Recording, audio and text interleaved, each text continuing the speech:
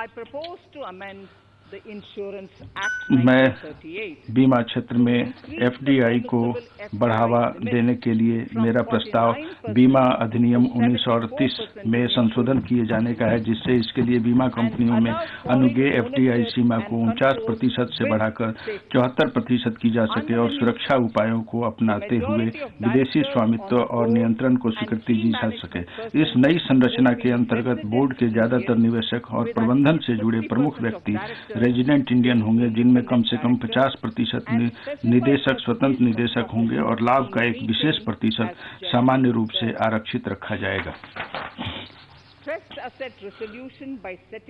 एक नई संरचना को स्थापित करके तनावग्रस्त परिसंपत्ति का समाधान। सार्वजनिक क्षेत्र के बैंक अपने संकटग्रस्त परिसंपत्ति के लिए उच्च स्तर का प्रावधान कर सके। इसके लिए ऐसे उपाय की जरूरत है जिससे बैंक के बही खाते ठीक हो सके।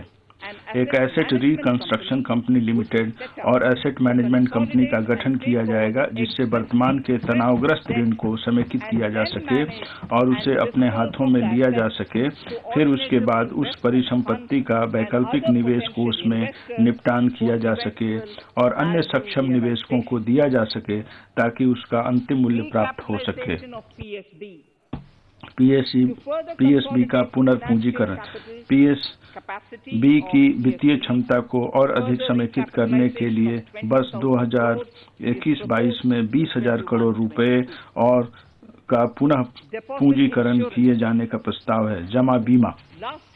पिछले वर्ष सरकार ने बैंक ग्राहकों के लिए डिपॉजिट बीमा कवर को 1 लाख रुपए से बढ़ाकर 5 लाख रुपए तक कर दिए जाने के लिए अपनी मंजूरी दे दी थी। हम इसी सत्र में DICGC एक्ट 1961 में संशोधन करने का प्रस्ताव लाएंगे, जिससे कि इसके प्रावधानों को स्ट्रीमलाइन किया जा सके, ताकि यदि कोई बैंक अस्थायी रूप से अपने दायित्वों का निर्वहन करने में असफल हो जाता है, तो ऐसे बैंक में जमा करने वाले व्यक्ति आसानी से समय पूर्वक अपनी जमा राशि को इस सीमा तक प्राप्त कर सकें जिस सीमा तक वह बीमा कवरेज के अंतर्गत आती हो।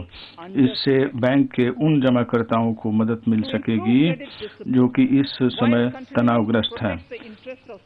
छोटे मोटे कर्जदारों के हितों को सुरक्षा प्रदान करने के साथ साथ क्रेडिट की व्यवस्था में सुधार लाने के लिए NBFC के लिए, जिसकी न्यूनतम परिसंपत्ति 100 करोड़ रुपए तक की हो सकती है, सेक्यूरिटाइजेशन एंड रिकंस्ट्रक्शन और financial assets and enforcement of securities interest act 2002 के अंतर्गत ऋण वसूली के लिए पात्र न्यूनतम ऋण की सीमा को 50 लाख रुपए के वर्तमान स्तर से कम करके 20 लाख रुपए तक करने का प्रस्ताव किया जा रहा है।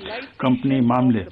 कंपनी अधिनियम 2013 के अंतर्गत प्रक्रियागत और तकनीकी रूप से समन किए जाने वाले अपराधों को समाप्त किए जाने का काम अब पूरा हो गया है।